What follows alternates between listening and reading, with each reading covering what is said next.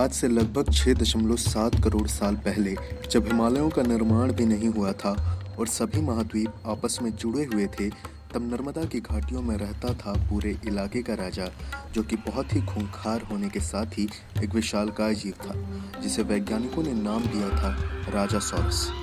साल 1981 में geological survey of India के 2 वैज्ञानिक नक्शे तैयार करने के विजन पर थे और वो नक्शा गुजरात के रहोली गांव में तैयार कर रहे थे।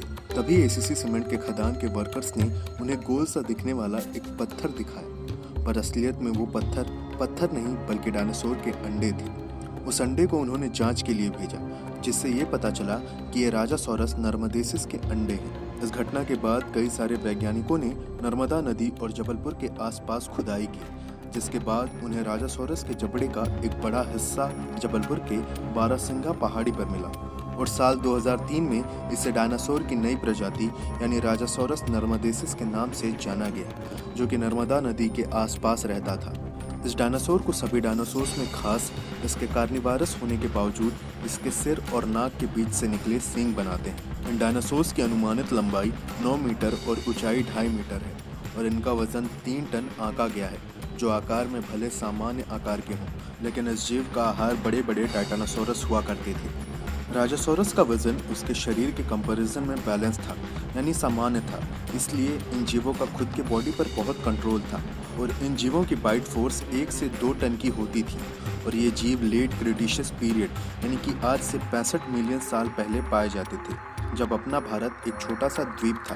पर एक सवाल जिसका जवाब हर कोई जानना चाहता है कि क्या हो अगर इस राजासॉरस का सामना उसी काल के सबसे विशालकाय और खतरनाक शिकारी टीरेक्स से हो।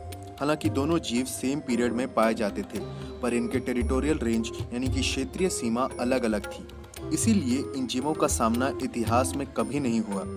आपको बता दें कि टीरेक्स नॉर्थ अमेरिका और ऑस्ट्रेलिया में कुछ हिस्सों में पाए जाते थे, जो 12 मीटर लंबे, 4 मीटर ऊंचे और 8.5 टन वजन के खूंखार शिकारी हुआ करते थे, जिसकी बाइट फोर्स सभी डायनासोर्स में सबसे स्ट्रॉन्ग थी। इन दानों की बाइट फोर्स 8000 पाउंड्स की होती थी, जो कि सभी कैटेगरी में राजासोरस के कंपैरिजन में स्ट्रॉन्गेस्ट था। पर अगर किसी भी तरह दोनों आपस में युद्ध करते तो राजासोरस दुम दबाकर भाग जाता, क्योंकि टीरेक्स का साइज राजासोरस के कंपैरिजन में ज़्यादा था। ऊपर से उसकी बाइट फोर्स सभी डायनासोर्स में सबसे शक्तिशाली थी।